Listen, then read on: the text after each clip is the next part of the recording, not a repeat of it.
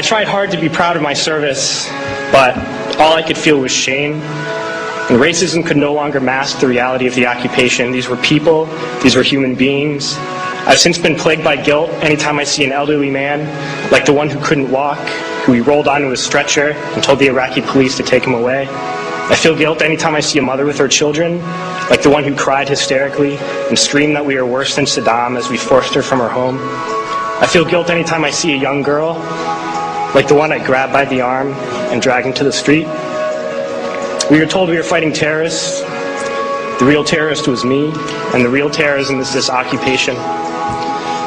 Racism within the military has long been an important tool to justify the destruction and occupation of another country. It has long been used to justify the killing, subjugation, and torture of another people. Racism is a vital weapon employed by this government. It is a more important weapon than a rifle, a tank, a bomber, or a battleship. It is more destructive than an artillery shell, or a bunker buster, or a Tomahawk missile. While those weapons are created and owned by this government, they are harmless without people willing to use them. Those who send us to war do not have to pull a trigger or lob a mortar round. They do not have to fight the war, they merely have to sell the war. They need a public who is willing to send their soldiers into harm's way.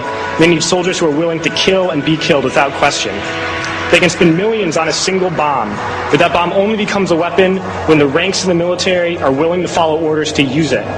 They can send every last soldier anywhere on earth, but there will only be a war if soldiers are willing to fight. And the ruling class, the billionaires who profit from human suffering, care only about expanding their wealth, controlling the world economy.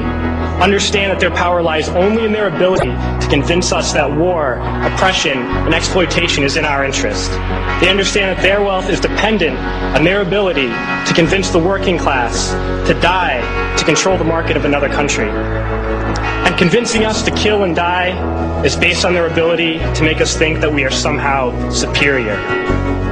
Soldiers, sailors, Marines, airmen have nothing to gain from this occupation. The vast majority of people living in the U.S. have nothing to gain from this occupation. In fact, not only do we have nothing to gain, but we suffer more because of it. We lose limbs, endure trauma, and give our lives. Our families have to watch flag-draped coffins lowered into the earth. Millions in this country without health care, jobs, or access to education must watch this government squander over $450 million a day on this occupation.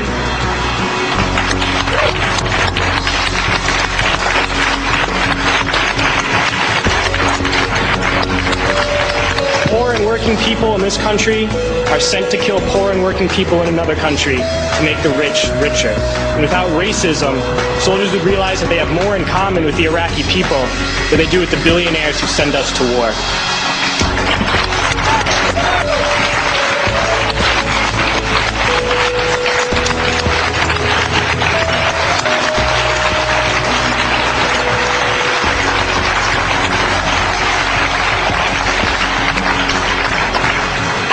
I threw families onto the street in Iraq, only to come home and find families thrown onto the street in this country, in this tragic and unnecessary foreclosure crisis.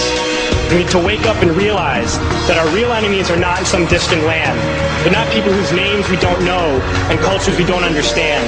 The enemy is people we know very well and people we can identify. The enemy is a system that wages war when it's profitable. The enemy is the CEOs who lay us off from our jobs when it's profitable. It's the insurance companies who deny us health care when it's profitable. It's the banks who take away our homes when it's profitable. Our enemy is not 5,000 miles away. They are right here at home. If we organize and fight with our sisters and brothers, we can stop this war, we can stop this government, and we can create a better world.